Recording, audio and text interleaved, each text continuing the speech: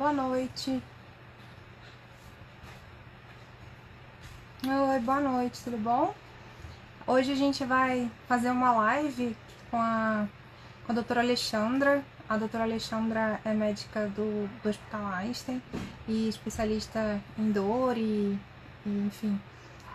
Foi uma surpresa para mim, na verdade. Eu conheci recentemente ela por meio da Eunice, que indicou ela como uma médica que poderia nos ajudar com relação à síndrome de Ehlers-Danlos e realmente, assim, ela é maravilhosa, ela é uma fofa, incrível, adorei, assim, verdade, assim, bati altos papos com ela.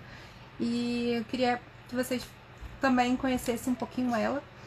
Quando ela entrar, a gente pede para ela contar um pouquinho da história dela e em seguida a gente começa com bate-papo. Tá acabando, é triste, mas tá acabando o Mais Zebrado. A gente ainda tem algumas lives essa semana. Tem uma live quinta-feira, 11 horas da manhã, com a doutora Ana Mosca. E a gente ainda tinha uma previsão de uma nutricionista, mas eu tô esperando o retorno dela, pra gente poder dar seguimento com a agenda. Mas assim, a participação aumentou bastante, foi bem legal, teve muitas, cada vez mais participando. E a zebrinha da Bianca tá aí, ó. Eu esqueci o nome de Bianca, depois você me manda de novo que me deu branco. E a zebrinha da Bianca tá aí pra gente esperando ansiosamente quem vai ser o Felizardo que vai ganhar aí a pontuação máxima, né? Das brincadeiras que a gente postou. Enfim. Ontem teve live também. A live de ontem foi maravilhosa. Quem não assistiu, quem puder assistir, a live com o deputado Marcelo Aro foi muito boa, né? E a Bianca, como sempre, tirou de letra, foi muito legal. Ele conversou várias coisas com relação à cidadania, né? Direitos dos pacientes com doenças raras de uma forma geral. Então acho que a gente conseguiu tirar um bom proveito da conversa com ele. Eu tô no 4G, gente, deu um problema na minha internet, então eu acho que... Oi, Bianca, conta pra gente o nome da zebrinha que eu esqueci. Enfim, aí a gente tava conversando sobre a semana. As últimas lives eu amei, assim, tiveram muitas informações boas e acredito que hoje a gente vai ter o nome da zebra, que a gente vai ter mais informações bem... Zeca, isso, gente, é o Zeca. O Zeca tá doido pra ir pra casa de alguém. Vamos ver como é que estão as pontuações. Eu não tô... Não, a Bianca disse que pode rebatizar. Vamos ver, eu não tô acompanhando as pontuações. Na verdade, eu não tô contando como pontuada, nem eu, nem Bianca, nem Kati. A gente tá fora da brincadeira. Óbvio que não fazia sentido. Rô, que é o Zeca. Então tem que pontuar, vambora. Então, isso assim, tá bem, bem bacana. Deixa eu enviar um convite aqui, porque eu não enviei pra Alexandra, porque eu sou esperta. Mas enquanto isso a gente vai batendo um papinho. Lembrando que apesar da gente tá finalizando, a Bianca entrou, a Alexandra entrou, peraí. Da gente tá finalizando o mês, a gente vai continuar fazendo as lives. Vamos ver ela entrando.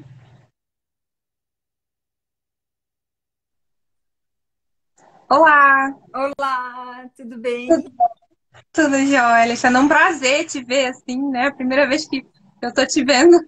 A gente, Mas a gente bateu alto papo, estava falando, assim, que eu realmente me surpreendi, né, com a pessoa que eu conheci. A gente, às vezes, faz um projeto, né, de quem a gente vai conhecer e eu achei você maravilhosa, assim, uma pessoa super humana. Eu acho que para trabalhar com dor, a gente tem que ser muito humano, né? E talvez essa seja uma característica unânime das pessoas que trabalham com dor, né? Porque é muito difícil, né? Enfim, eu queria que você se apresentasse um pouquinho para a gente, contasse um pouquinho da sua história para a gente poder seguir com as perguntas das pessoas e bater um papo um pouquinho. Boa noite a todos. Muito obrigada pelo convite, muito obrigada pelas nossas conversas aí nessas últimas semanas. Eu fiquei muito feliz, aprendi muito com você. E eu acho que as dores crônicas, elas são muito desafiadoras, né? E realmente a gente precisa de humildade para rever, para a gente sempre estar aprendendo, para a gente discutir os casos com os outros, para trabalhar em equipe. Trabalhando em equipe, a gente sempre vai mais longe, né? Então, eu queria agradecer muito o convite. Eu estou muito honrada de fazer parte, né, do Mês Zebrado, de ter sido convidada para falar um pouquinho, para a gente tentar difundir, né, os conhecimentos, tirar dúvidas, orientar no que a gente for possível para nós. Bom, eu sou a Alexandra Raffaini, eu sou médica especialista no tratamento da dor. Minha primeira formação é como anestesiologista, mas há muitos anos eu já não trabalho mais com anestesia. Eu, na verdade, fiz anestesia para chegar até a dor, né? E depois de fazer essa especialização em dor, eu fiz uma especialização em medicina intervencionista da dor, que são alguns procedimentos que auxiliam no diagnóstico e no tratamento de dores, em especial dores crônicas, né? Mas a gente também pode usar vários recursos para tratamento de dores agudas. E aí, agora eu estou aqui. Que bom estar aqui com vocês. Realmente é uma honra receber você. E para a gente completar um papo um pouquinho sobre a questão da dor na síndrome de Ehlers-Danlos, né? É um sintoma um dos mais presentes, né? E muito incapacitante, né? Na síndrome de Ehlers-Danlos, enfim. Você quer falar alguma coisa, começar com uma introduçãozinha, ou você quer que eu vá? Como é que você quer fazer? Quer que eu... Pode começar. Pode seguir. Tá. Não tem ainda pergunta, então eu vou fazer umas perguntas que ficaram para trás, enfim, com relação, né? Eu acho que com relação a síndrome de Ehlers-Danlos e principalmente com relação à dor, né? A gente sabe que é um sintoma muito presente e que acaba levando até a um certo grau de incapacidade por conta de todo o processo, né? Que a dor acaba gerando, né? Das lesões articulares, inclusive, que a gente acaba passando. E aí, com relação a isso, o que a gente vê com um quadro na população de uma forma geral é que cada vez mais a gente tem mais dor, né? Eu acho que dor é uma coisa que está muito presente, principalmente por conta do atual trabalho que as pessoas acabam exercendo, né? Muito mais sedentário do que era antigamente, agora é muito mais trabalho intelectual. Então, acho que a gente movimenta cada vez menos o corpo. E, ao longo disso, o que a gente observa é que cada vez mais as pessoas têm dor. E isso chega para você, né, de uma forma talvez muito mais frequente do que o dia a dia de uma forma geral, né? E eu tô meio enrolando, mas é que acabou a internet, lembra? Eu falei isso, toda hora eu chega um para dizer que é a internet, ok, desculpa. Enfim, aí...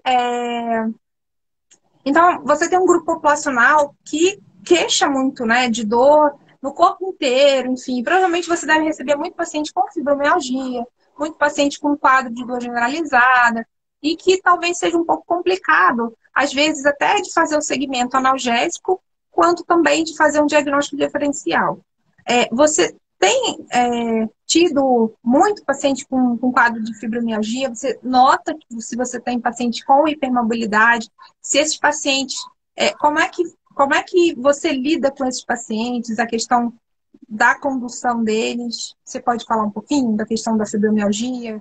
Falo sim. Então, acho que você começou falando sobre a dor, né, no SED. Então, a gente vê, tem estudos publicados aí em 2017 que mostram que 95% dos sedianos, eles sentem dor, né? Então, realmente é um sintoma, junto com a fadiga, dos mais importantes, que deve ser tratado, deve ser valorizado e, principalmente, bem diagnosticado, que eu acho que esse tem que ser uma mensagem da nossa live de hoje, sabe? Tanto para os pacientes, mas também para os médicos que estão nos escutando, sobre a importância do diagnóstico diferencial.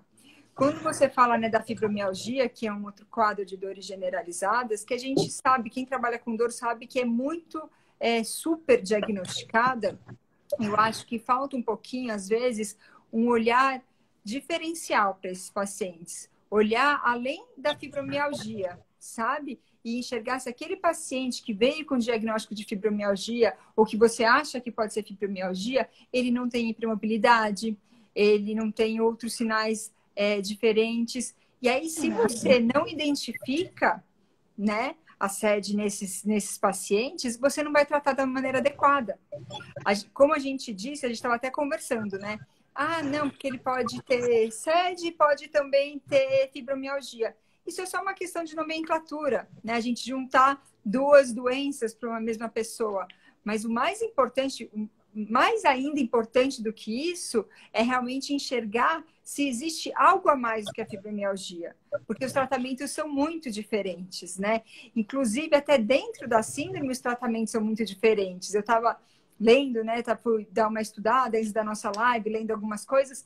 E aí eu vi uma frase muito interessante que ele falava assim, que o tratamento na SED é tão diverso quanto as manifestações na síndrome. E é verdade, porque a gente tem pacientes que têm muitos efeitos colaterais com medicações, tem outros que não têm. Então a gente vai ter que a gente estava conversando sobre isso, né, hoje mais cedo, a gente tem que individualizar o tratamento. A gente não pode colocar todos numa mesma caixa e vai ser todos os medicamentos vão ser os mesmos, o tratamento vai ser o mesmo, a fisioterapia vai ser a mesma, não. É o tipo de paciente que ele tem que ser olhado muito de perto, com muito cuidado, né?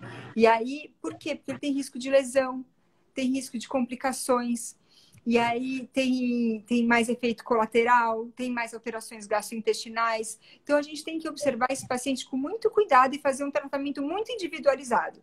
Mas para que a gente faça isso, a gente tem que diagnosticar.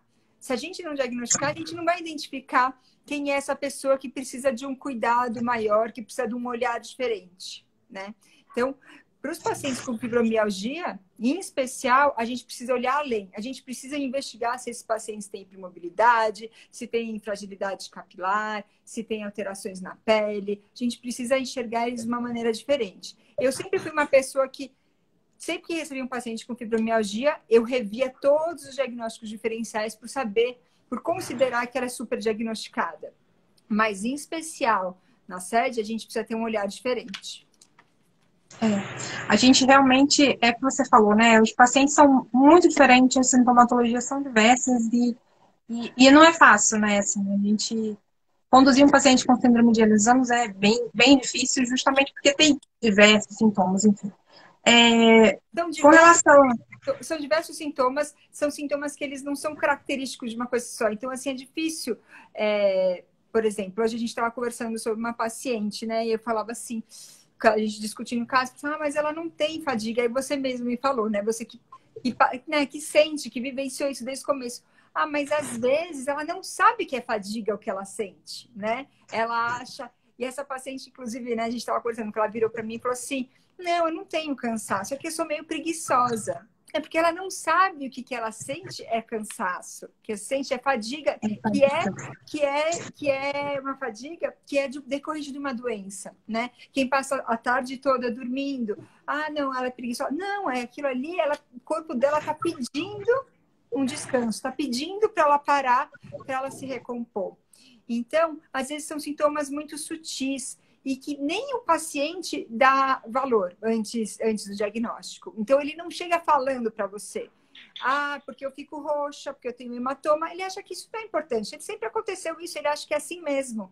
Mas você tem que buscar, você tem que perguntar tudo isso, senão você não vai conseguir chegar num tratamento adequado, né? E ter um sucesso e promover uma qualidade de vida melhor para ele. É como um investigador, né? Você tem que ser igual um detetive, né?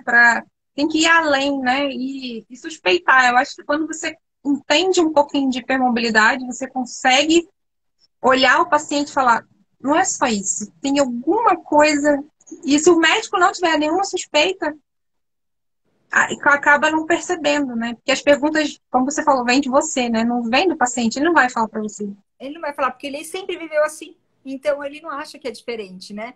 Na verdade, a doença do colágeno é sempre a mesma. O que vai piorando são as atividades que a pessoa faz durante a vida, algumas intervenções cirúrgicas que ela foi submetida, aí o estresse. Então, isso que vão piorando a qualidade de vida. Mas ele sempre viveu daquela maneira e acha que o normal é ser assim, né? Então, a gente que tem que realmente buscar. E acho que é interessante, a gente fala sobre hipermobilidade, que é super interessante, mas é importante também investigar os outros fatores, né?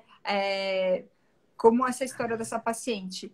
Ela foi contando, assim, gente, essas não é coincidência, né? Tantas coisas, tão floreado, tão floreado. Mas se você não tem na sua cabeça esse diagnóstico, essa possibilidade, você não vai puxando as perguntas certas, puxando os dados que são realmente pertinentes, né? Exatamente. Com relação ao tratamento do paciente com síndrome de Alessandro, você costuma, na questão da abordagem, né? A gente sabe que tem tratamento medicamentoso, não medicamentoso, e que tem a terapia tradicional, e hoje também a medicina começa a investir um pouco mais na questão da regeneração, né? A medicina regenerativa, enfim. E o que você pode contar para a gente dessas partes de tratamento? Como é que você costuma lidar com a dor? Que tipo de abordagem você costuma fazer com o paciente? Então, assim, em relação, vamos começar com medicamentos, né? Que acho que é sempre fisioterapia, a gente sabe, acho que todo mundo sabe aqui que é a base do tratamento com alguém muito especializado, muito cuidadoso, que entenda da doença. Então, como eu não sou fisioterapeuta, a gente vou passar esse capítulo e vamos para a parte da medicação e dos procedimentos. Em relação à medicação, ao meu ver, a gente primeiro precisa ter um cuidado especial com dosagem.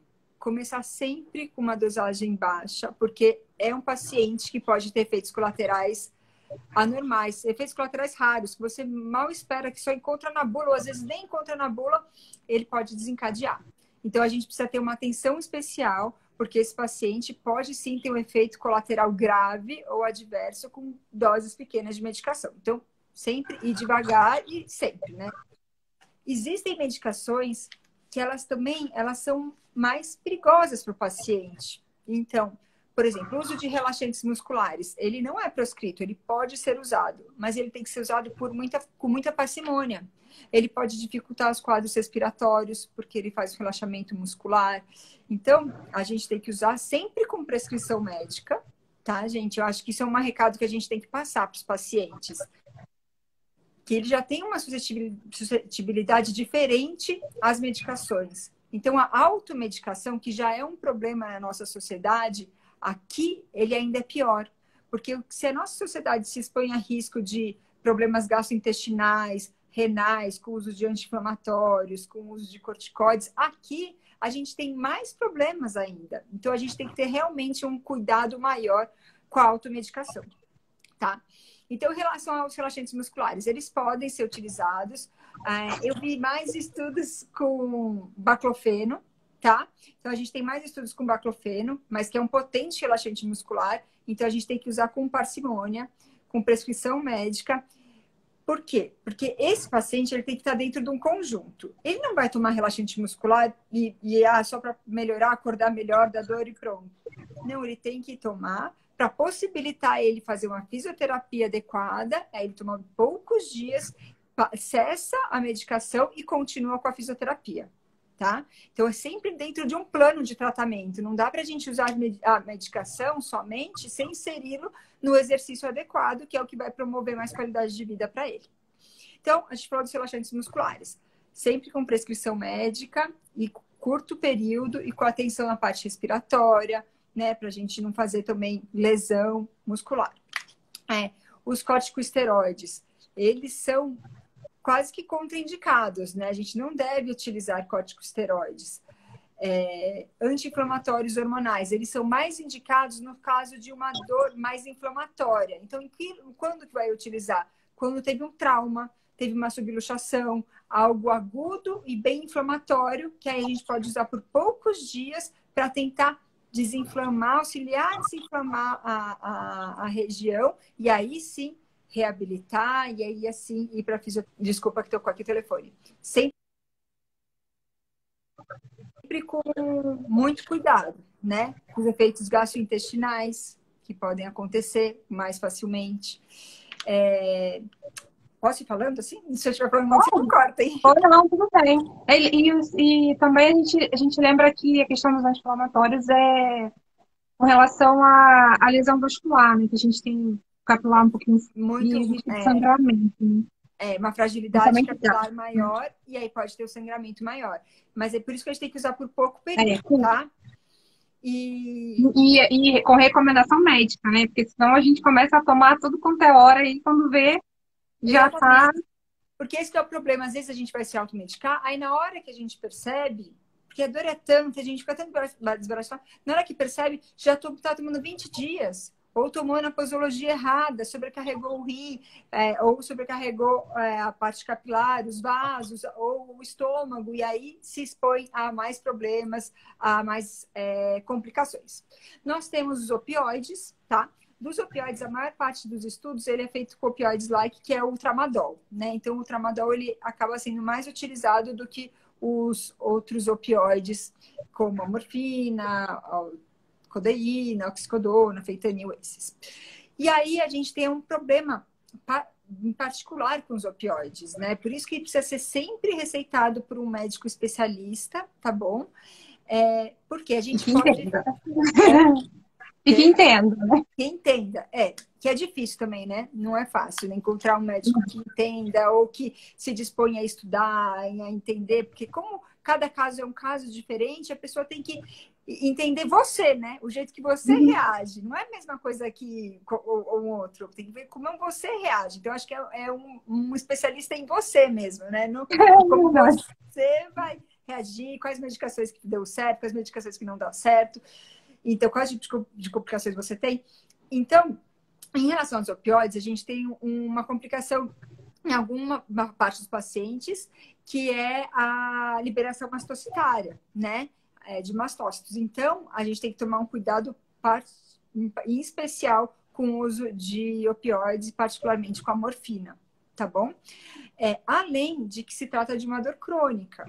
Então, o uso crônico de opioides em pacientes que têm jovens, eles podem levar a vício, né? Então, claro, eles podem ser utilizados? Eles podem, mas com curta duração, orientação médica e cuidado aí da síndrome de ativação mastocitária, tá bom? Agora, a tramadol eu conversei. Os analgésicos simples, eles são mais indicados, como dipirona e Tilenol e paracetamol, né? Eles são mais utilizados, eles tendem a ter menos efeitos colaterais. E aí, porque quem tem SED pode ter vários tipos de dor. Não tem sempre a mesma dor. Normalmente, no início, começa com aquela dor mais inflamatória, né? O primeiro quadro de dor era mais uma subluxação, uma luxação, um trauma, uma fratura, ou a criança também, né? 30% das crianças acabam tendo artralgia, então é uma dor mais inflamatória nociceptiva. Mas ele pode ter dores neuropáticas, porque a gente tem uma neuropatia de fibras finas na síndrome, tá? E aí pode dar dores neuropáticas, dores mistas, dores musculares também, que a gente vê bastante. E aí, para essas dores, em especial as dores neuropáticas, a gente tem um grupo de medicações que elas ajudam mais para o tratamento de dores neuropáticas, que são alguns tipos de anticonvulsivante e alguns tipos de antidepressivos. Em geral, para quem não tem, né, SED, a gente usa pregabalina, gabapentina. Já para os sedianos, a gente vai optar por uma outra linha de anticonvulsivantes. A lamotrigina, não que seja contraindicado, tá? Gabapentina, pregabalina. Para quem tem dor neuropática, é uma escolha, é realmente ver se tem distúrbio de humor também, se tem algum outro problema, algum outro sintoma que possa valer a pena entrar melhor com um do que com o outro. E os antidepressivos. Só que a gente tem que tomar cuidado nessas classes de medicação com a desautonomia, porque pode desencadear desautonomia também. A venlafaxina parece que é uma medicação que se dá melhor, que tende a ter uma tolerância melhor nesses pacientes e até melhorar a desautonomia. Então, pode ser uma medicação melhor tolerável para os casos de pacientes com dores neuropáticas. Tá. E a questão da dor muscular é a mesma mesma linha da dor miofascial e o tratamento que você emprega nesses pacientes, inclui alguma metodologia tipo agulhamento seco ou lidocaína, alguma metodologia diferenciada? Ou você faz mais analgesia fisioterápica? Qual a sua... Então, as dores miofasciais, que são as dores musculares mesmo, que são contraturas, né, na musculatura e que a gente tende a liberar. O relaxante muscular ajuda a fazer essa liberação, mas a gente tem um inconveniente que ele pode dar outras complicações, então a gente vai usar por curto tempo. Então, para isso a gente tem a manipulação da fisioterapia para ajudar a liberar esses nódulos. Mas e quando isso não resolve, né? Aí que vem o grande dilema. O que a gente vai fazer? Porque a gente tem outras possibilidades. A gente pode fazer infiltração com anestésico local. Então, a gente faz um agulhamento naquele ponto e injeta anestésico local. O que a gente tem que tomar cuidado é com muitos agulhamentos ou muitas infiltrações para acabar não lesando a fibra muscular e acabar fazendo justamente o que a gente não quer, piorando a parte muscular desse paciente.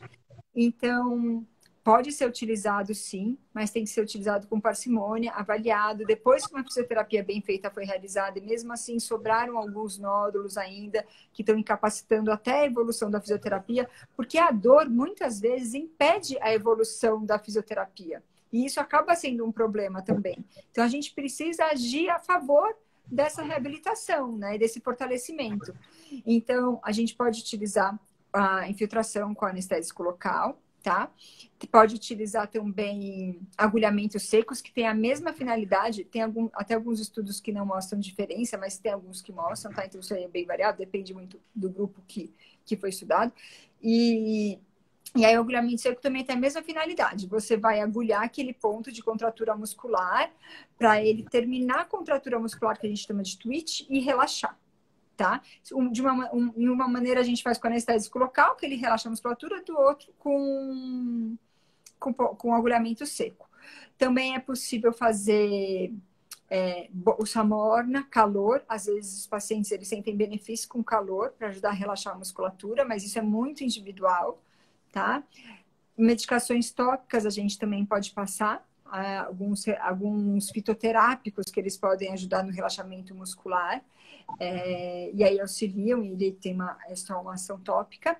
E tem a toxina botulínica, que ela é mais utilizada para distonia. A toxina botulínica, nos pacientes com dores miofasciais em geral, ela vem sendo cada vez mais utilizada em conjunto com a fisioterapia.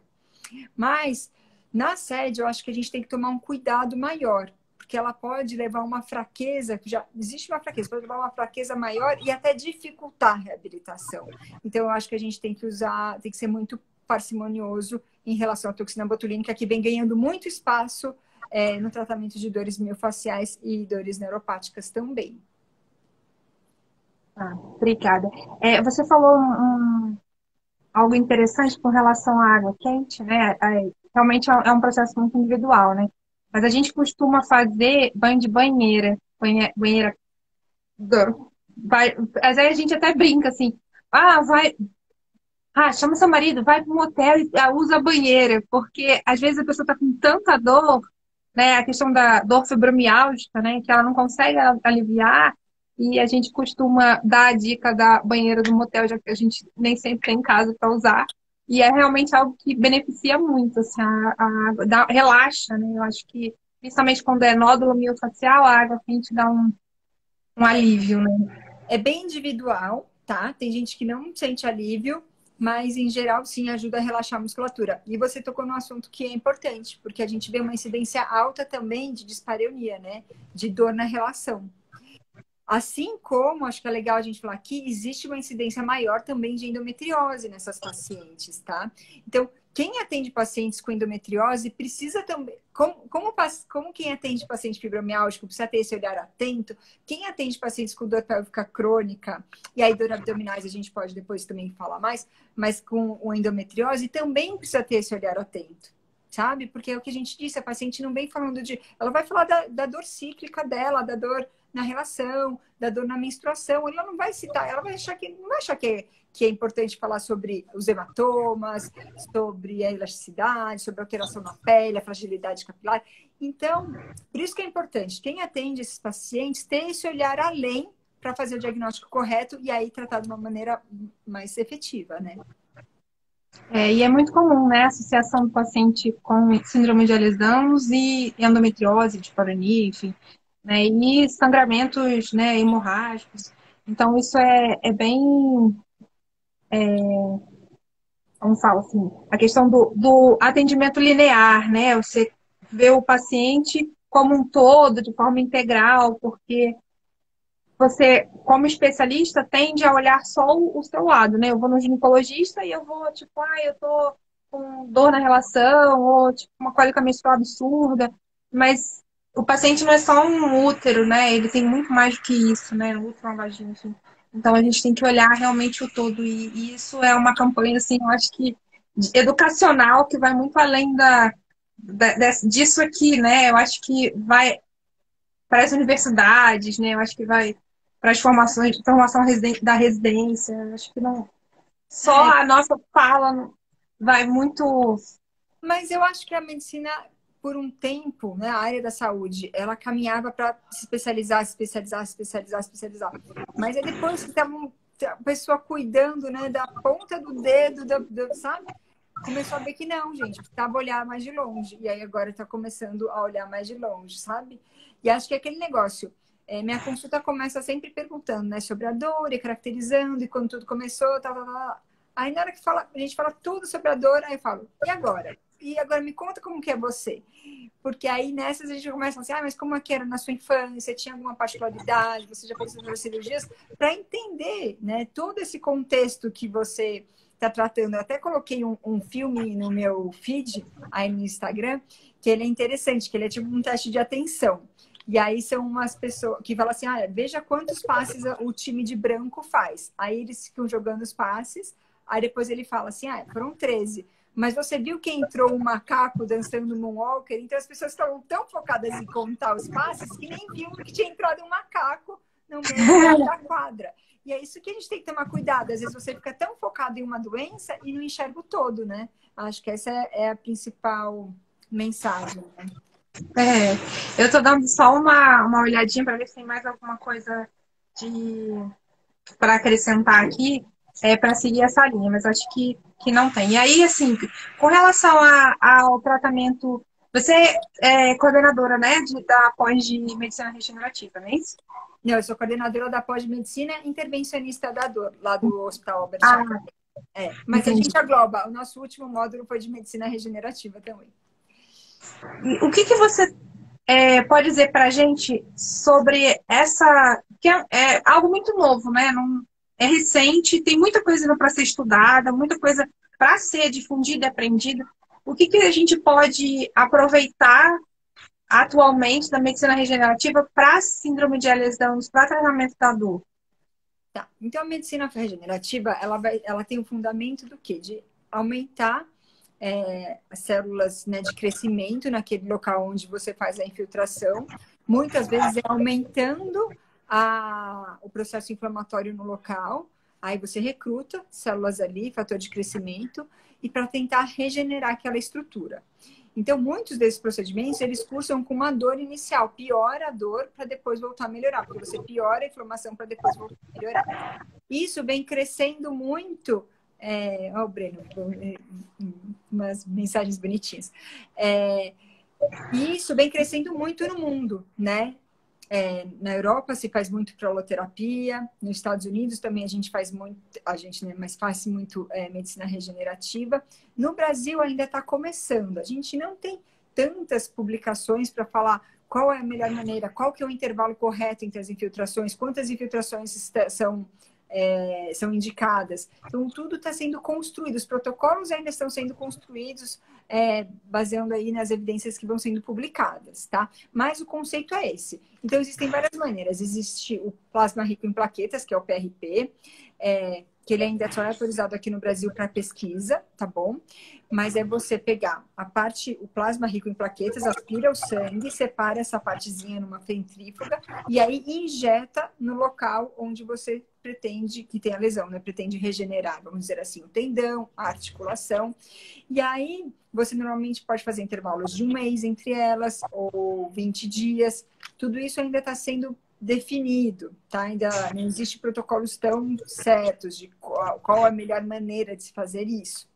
Existe a proloterapia, que nada mais é do que a glicose diluída, com uma diluição correta lá, certinha, injetada também no local da lesão. Pelo amor de Deus, gente, ninguém vai fazer isso em casa, hein? Porque tem risco de infecção, pelo amor... Né? Não. Aí, esses procedimentos, eles são feitos guiados por ultrassom ou guiados por radioscopia. Então, você pega uma determinada diluição da glicose e aí você coloca exatamente no ponto onde tem a lesão, onde tem uma tendinopatia ou uma artrose, alguma lesão articular ou de tendões, para tentar regenerar, aumentando a inflamação no local, recrutando mais células de crescimento e aí tentando regenerar aquela estrutura, né? Então, essa é a base, na verdade, é tentar recuperar aquela estrutura que está lesionada. Tem alguns estudos que dizem que são poucos, né? Mas que mostra que tem um bom resultado, né, da proloterapia com a síndrome de Alexandre.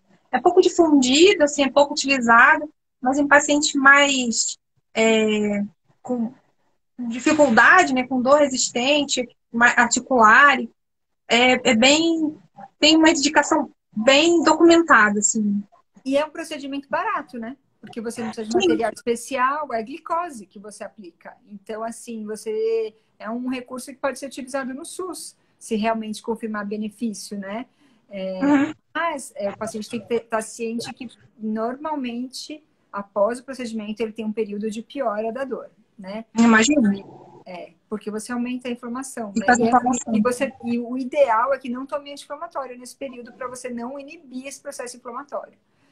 Então, a gente tem muito ainda para descobrir em todos os sentidos da medicina regenerativa, né? Algo que vem crescendo no Brasil também, ainda bem, e que tem um custo bom, que eu acho que é ótimo para ser implantado no SUS e realmente mostrar benefício, né? O custo é baixíssimo, então realmente é um tratamento que poderia ser... exatamente. Com relação a... cadê aqui? A terapia... Você saberia falar pra gente sobre terapia neural? Eu não sei nem do terapia que se trata, neural, né? Mas eu acho que a terapia neural que eles estão perguntando, não sei se tem uma pergunta aqui, eu não vi, algo que a fisioterapia faz. Tem uns métodos de fisioterapia de liberação neural. Eu acho que deve ser isso. Provavelmente é isso. Ou se não, eles podem estar falando de terapias neurais como a radiofrequência, alguns métodos ablativos ou de neuromodulação para dores neuropáticas. Então, assim, a gente tem essas terapias neurais da fisioterapia, que eles fazem liberação neural, e aí é uma parte do campo da fisioterapia, da qual não é especialidade. E aí a gente tem algumas estratégias na parte da medicina intervencionista da dor para tratar dores neuropáticas. Por exemplo, dor no trigêmeo, que não é infrequente no sediano, essa trigeminalgia, essa dor em choque, fisgada, que corre pela face. Um dos tratamentos para isso é um tratamento percutâneo por radiofrequência, que aí sim ele pode ser feito no paciente com SED. Já, se a gente for falar, não sei se agora, vocês me falam se eu estiver viajando muito aqui na maionese, hein, gente? Se a gente for falar de outros tipos de radiofrequência, porque quando a gente fala de dores articulares, a gente pode pensar existem alguns tipos de radiofrequência para tratamento de dores articulares, tá? Principalmente dor do quadril, do joelho e do ombro. Então, foram técnicas especificamente desenhadas e elaboradas para tratar dores articulares do ombro, quadril e joelho. E aí é feito de uma maneira percutânea, com uma agulha que vai lá no nervinho que inerva essa articulação e interrompe a passagem de dor por esse nervinho, aumentando a temperatura. E aí você interrompe a passagem de transmissão de dor por esses nervinhos que inervam essas articulações. Em relação à SED, o que eu penso? Esses procedimentos, eles podem ter boa utilidade, mas a gente tem que considerar bem, porque eles podem diminuir ainda mais a propriocepção. Então, a gente tem que avaliar bem o risco e o benefício, se vale a pena ou não fazer. Vai depender muito do grau de artralgia, de dor articular, da limitação, não está conseguindo evoluir na fisioterapia. Então, existe esse procedimento, é um procedimento para se considerar, mas a gente tem que ver com parcimônia, sabe? A outra coisa que eu acho que a gente tem que pensar sempre, né, e pesar sempre, é a questão de eu estou tirando a dor do paciente, mas o que está causando a dor do paciente, né? Que a gente, paciente, né, quer sempre, meu Deus, eu tô com muita dor, eu quero resolver isso, eu quero solucionar o problema da dor. Ele só quer parar de ter dor, mas ele não consegue pensar que a dor dele tem uma causa. Então, isso é uma coisa que a gente tem que martelar muito, né? A gente tem que entender o que está causando a dor, porque, na verdade, tirando a dor, às vezes eu tiro a defesa do, do organismo, né, para aquela determinada lesão. Eu acho que pode até agravar, né? Principalmente em dores agudas, né? Dores muito fortes, repentinas, a gente sempre tem que investigar. Mas existe, eu concordo plenamente. A gente tem que ver. Às vezes você está tratando ali e existe uma rotura, né, de tendão, existe uma fratura. Isso não pode passar desapercebido, né? Tapar só com a peneira. Não dá. Mas existem casos, como por exemplo a neuropatia por fibra fina, que a dor é da própria doença, né? Então a dor Uhum. é a doença nesses casos, e aí ela tem que ser tratada para só assim que o paciente conseguir ter mais qualidade de vida, porque as dores neuropáticas, elas são muito incapacitantes. E tem uma coisa, tem um autor que em 2015, assim, para a gente né, ajudar a gente, quem não lida com esse tipo de paciente, entender um pouco do sofrimento e da vida de quem convive com a síndrome. Em 2015, um autor, ele publicou que ele considerava, naquele momento, a SED entre os entre 3 ou 4 componentes, né, doenças que poderiam causar mais dor e incapacidade. E aí ele comentou assim no artigo dele, né, que ele ouvia falar muito sobre dores oncológicas, que são dores fortíssimas, de fato são dores fortíssimas mesmo, mas que eles conheciam muitos pacientes com SED que sofriam mais do que pacientes oncológicos pela dor e pela incapacidade. E o pior é que são pacientes que eles não são vistos dessa maneira. Então, eu acho que isso que é o pior, né? Porque ninguém valida a dor dele e fala, olha, então vamos, você está sentindo isso? Vamos junto, vamos buscar por um jeito, por um outro e tentar entender. Porque muitas vezes você entra com medicação e ele não consegue tomar, porque ele tem efeitos colaterais, ou tem sangramento, ou tem, né, alteração gastrointestinal. Então, acho que esse que é a grande questão, é fazer o diagnóstico e entender quanto de incapacidade e quanto transtorno a doença leva para a vida dessa pessoa, de como ela precisa realmente de auxílio e de dedicação para transformar a vida dela de novo, entendeu? Eu acho que é isso. É verdade, assim, é engraçado que uma outra coisa que é muito comum, e ontem na live que a gente teve com o deputado Marcelara, ele falou para Bianca, nossa, eu olho para você e eu acho que você é normal, assim, eu não acho que você tem nenhuma doença, você é uma pessoa saudável. Você não consegue ver pela minha cara que eu tenho um problema. É porque a nossa doença não tem cara, na verdade, né? E uma coisa que a pessoa que tem dor crônica acaba se adaptando à dor é que você muitas vezes não consegue ver essa dor na cara dela, né? Ela não expressa isso pra você, às vezes ela tá morrendo. No máximo ela vai estar com um bico, mas não costuma fazer aquela dor, aquela cara de dor e sofrimento que é uma pessoa que tem uma dor aguda, né? Então a gente meio que se adapta. Mas isso não quer dizer que a gente não esteja sofrendo com isso, né? É a adaptação. Mas você sabe que eu acho que muitos pacientes com dores crônicas sofrem da mesma coisa. Porque eu vejo pacientes, às vezes, comemorando exame alterado quando vem. Ai, não, veio isso alterado na minha ressonância, dá até um alívio, assim, assim, nossa, agora eu posso falar para as pessoas porque que eu tenho dor. Mas, gente, a gente sabe que dor não sai em exame. Dor não sai em exame, né? A gente não diagnostica dor em exame. Exame pode, em alguns casos, auxiliar no diagnóstico. Mas se a gente for esperar ter exame alterado para fazer o diagnóstico, para identificar a dor de alguém, você vai comer bola em muitos pacientes, em muitas pessoas, em muitos Verdade. amigos e muitos parentes, entendeu? Então, a, existe isso, acho que não é só vocês, os pacientes com dores crônicas em geral, eles acabam sofrendo muito com essa falta de apoio, né, do familiar, às vezes apoio dos amigos, muitas vezes no trabalho, né, mas em especial, vocês têm o problema da fadiga também.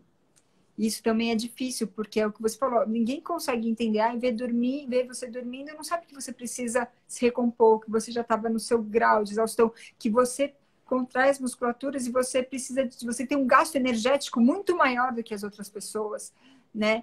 Então, a fadiga também acho que é algo que as pessoas precisam entender melhor, precisa ter uma consciência melhor para conseguir entender a vida, né, de quem sofre com sede. Exatamente. Eu tenho uma outra pergunta aqui sobre o uso de. Aí, que eu perdi ela. Onda de choque no tratamento de dor crônica. Você pode falar um pouquinho? Posso. Então, as terapias por onda de choque também, elas estão indicadas e elas têm bons resultados, tá bom? Elas podem ser utilizadas em algumas tendinopatias, bursites, algumas lesões musculares. Cada tipo de lesão tem um tratamento específico, tá? Então, se, por exemplo, é uma bursite trocantérica, tem um protocolo para isso. Então, é super individualizado. Pode ter um bom benefício. É um tratamento doloroso, tá? Não é um tratamento que, no momento do tratamento, ele é doloroso. E aí, esse protocolo, dependendo do local da dor e da lesão, depende. Aí vai ter uma que ser uma sessão, outra são 3 sessões, aí depende do local e do problema, né? Certo. Com relação a. Assim, a gente costuma fazer uso de suplementação alimentar, né? Vitamina D, vitamina C, cálcio. Alguns médicos fazem recomendação de uso de Coenzima Q10. colágeno. De colágeno, que eu esqueci, de colágeno. Nessas medicações, normalmente, elas ajudam muito na fadiga, mas elas também têm uma atuação com relação à dor. Por exemplo, o paciente que é até um contrassenso, né? Porque as pessoas falam, você faz uso de colágeno, mas você não tem deficiência de colágeno. Não, não tem. Meu colágeno é defeituoso, sim. Mas com a idade, qualquer pessoa que tem,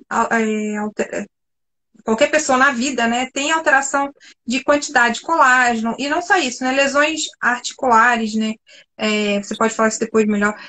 Com condromalácia, a regeneração da capsular, né, regeneração da cartilagem, se beneficia do uso do colágeno. Isso é para qualquer um, né? Não é só para o paciente que tem síndrome de Ehlers-Danlos, né?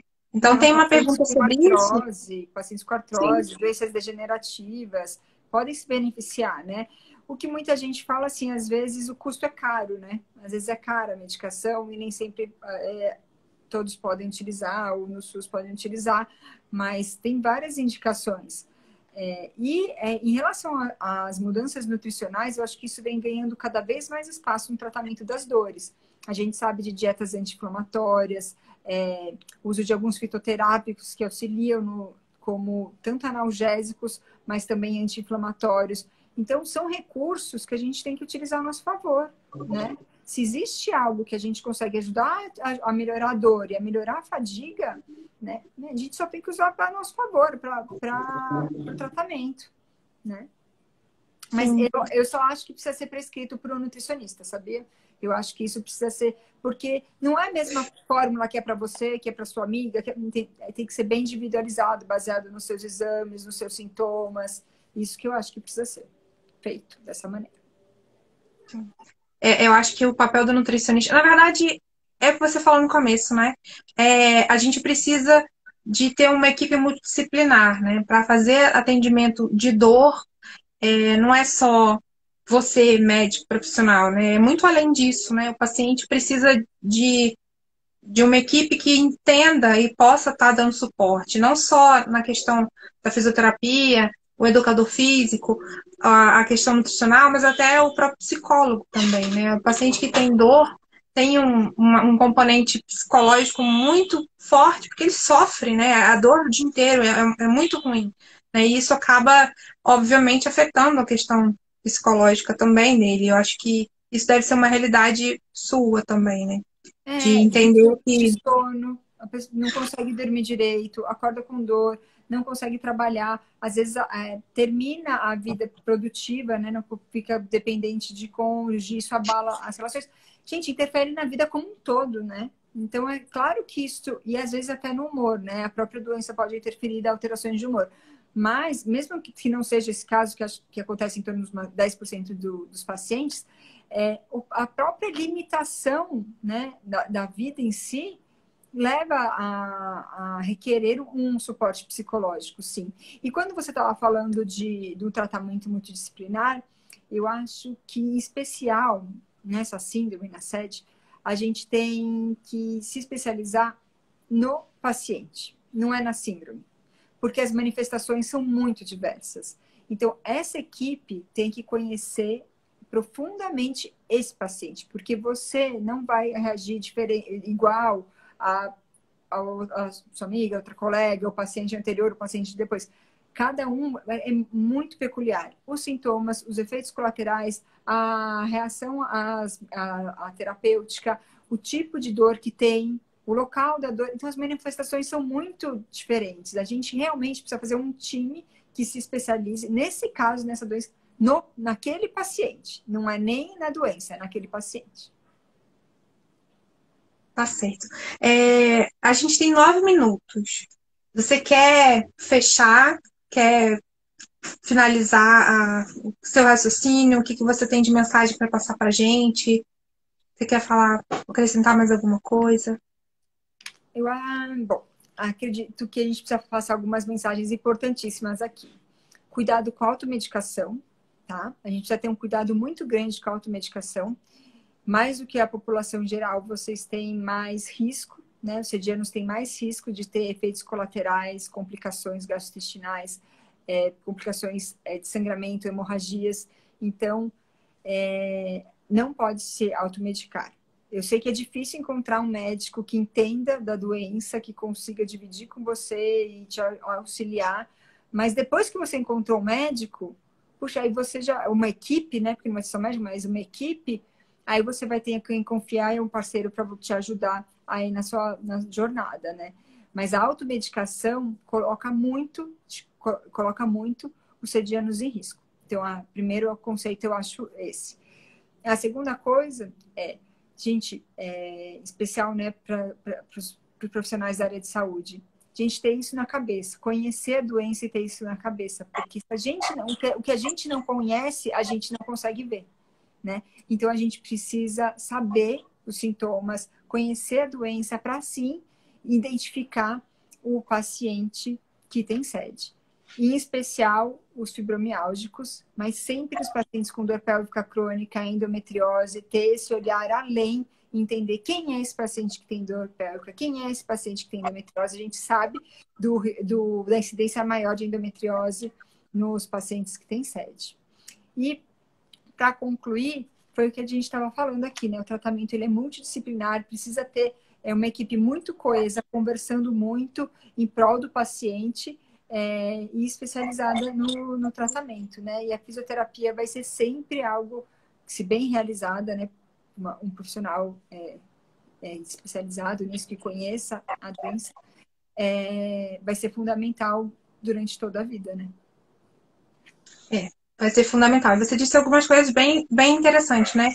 A primeira é que difícil achar um médico, mas quando encontrar ele, siga com ele, né? Porque a gente tem mania de ficar saltando de médico em médico e acaba não seguindo o tratamento de nenhum, né? Porque um médico não é que existe o certo e o errado, existe o que aquele médico tem mais experiência de fazer. E aí acontece que às vezes Não, e sabe o que acaba. acontece?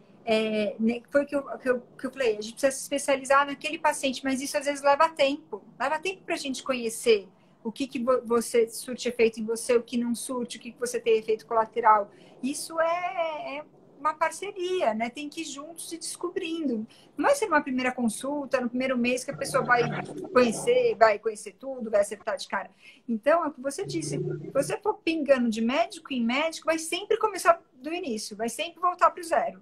E aí, até retomar e te conhecer. Então, realmente é pegar, conhecer, né? Procurar alguém que você confie e estabelecer essa aliança para vocês seguirem juntos.